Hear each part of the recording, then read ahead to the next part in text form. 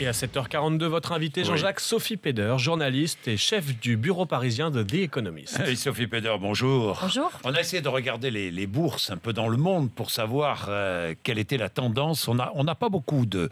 Les bourses sont comme nous, hein, dans l'incertitude la plus totale concernant le résultat de ce référendum. Oui, Sophie. parce que les sondages ont été extrêmement serrés, donc c'est impossible d'anticiper un résultat. Et on a vu que quand les sondages suggéraient que le Royaume-Uni allait quitter l'Europe, le livre sterling, par exemple, a chuté. Donc a chuté, c'est Là, il y aura très un sensible. contre-coup. Il y aura un contre-coup. Hier, j'avais une députée socialiste française qui était favorable à la sortie de l'Union européenne, sortie de la Grande-Bretagne de l'Union européenne, du Royaume-Uni. Vous n'êtes pas favorable. Hein. Pas du Visiblement, tout. pourquoi? Mais quelles sont les raisons? Je pense qu'il y a plusieurs raisons. Vous aimez cette Europe dans laquelle nous vivons ou pas? C'est une question. On peut critiquer l'Europe Oui. telle qu'elle est aujourd'hui et vouloir garder le Royaume-Uni dedans. Vous voyez, c'est un peu ça. C'est pas parfait. On sait très bien. Vous avez les mêmes réserves en France, mais mieux ensemble sur l'économie, mieux ensemble sur les questions de sécurité. C'est tout un ensemble de facteurs Oui, mais qui ça, fait que c'est nous la sommes mieux City et qui dit plus en ça. plus forts. C'est la City C'est pas de la- Londres qui non, dit c'est ça, pas la sur les City. marchés financiers C'est qui pas- disent c'est ça. pas juste la Mais City de allez dans Londres. les Midlands, Non, allez à non. Manchester, allez à Non. Birmingham, vous allez voir ce qu'on va dire. Ou aller en Écosse, aller Oui. en Irlande du Nord, aller en Pays de Galles. Ce sont des pays qui sont très europhiles, qui veulent rester. C'est pas simplement vrai. la classe ouvrière. Oui, je sais que c'est plus difficile, c'est vrai, avec la globalisation pour ceux qui ont perdu leur emploi, etc. Mais vous avez une grande différence de personnes qui sont pour l'Europe au Royaume-Uni, dans les régions. Les jeunes aiment bien l'Europe, ils voyagent beaucoup, ils sont très habitués à l'Europe et ils sont en grande majorité pro-européens. Donc c'est pas juste une question de... Oui. Dans tous les cas, ça a profondément divisé la Grande-Bretagne, hein, le Royaume-Uni. Hein. Ça, c'est clair. Ça a été une campagne extrêmement clivante. Vous avez vu l'assassinat de cette jeune députée assez...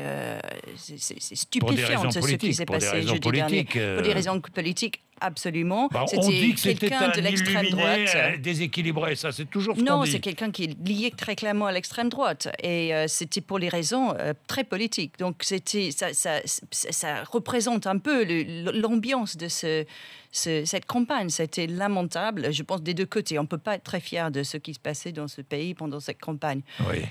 Et Mais ça divisait les quel est le Britanniques. risque? Imaginons que la Grande-Bretagne, si la Grande-Bretagne vote, le Royaume-Uni vote la sortie, que va-t-il se passer? Il va y avoir des négociations avec l'Union européenne assez longues. Vous savez, nous verrons c'est quelle surtout... sera l'attitude de la France et de l'Allemagne. Bien sûr, Ensuite, mais c'est surtout l'incertitude. On ne sait pas. Et c'est pour ça que c'est très difficile de voter pour quitter, parce qu'on n'a aucune idée ce qui va se passer après. Ça dépend exactement du point de vue des Français, des Allemands, parce que c'est...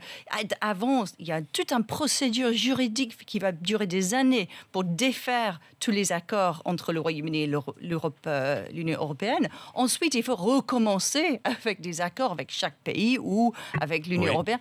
Et tout ça, c'est l'incertitude totale. Donc, on peut faire des prévisions, des scénarios comme on veut, mais ce sont des hypothèses. On ne sait pas. Et c'est pour ça que aujourd'hui, c'est un vrai risque. l'économie britannique dépend de l'Europe en grande partie.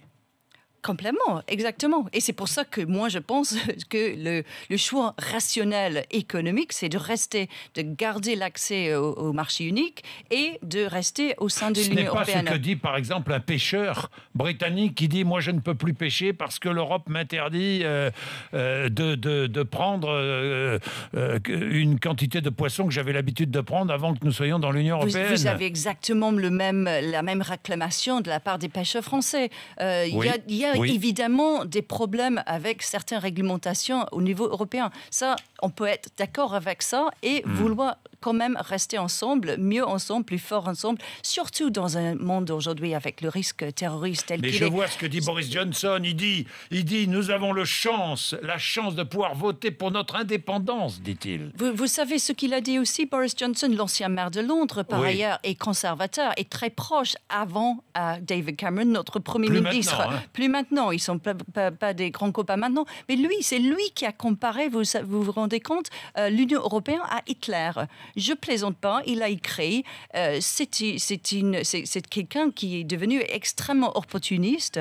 Je ne suis même pas convaincu qu'il croit à ses propres idées exprimées lors de cette campagne. Oui, voilà ce qu'il dit. Si nous ne votons pas pour quitter l'Union européenne, nous serons enfermés dans la voiture, conduits dans une direction inconnue vers un lieu où nous ne voulons pas aller par un chauffeur qui ne parle pas le meilleur anglais. Il a un très bon sens du formule. Vous savez, c'est un ancien journaliste. Il travaillait pour le Daily Telegraph à Bruxelles pendant plusieurs années. Et tout ce qu'il a écrit, c'était à quel point Bruxelles nous impose des contraintes. Il a trouvé plein d'exemples. Il a un bon sens du formule.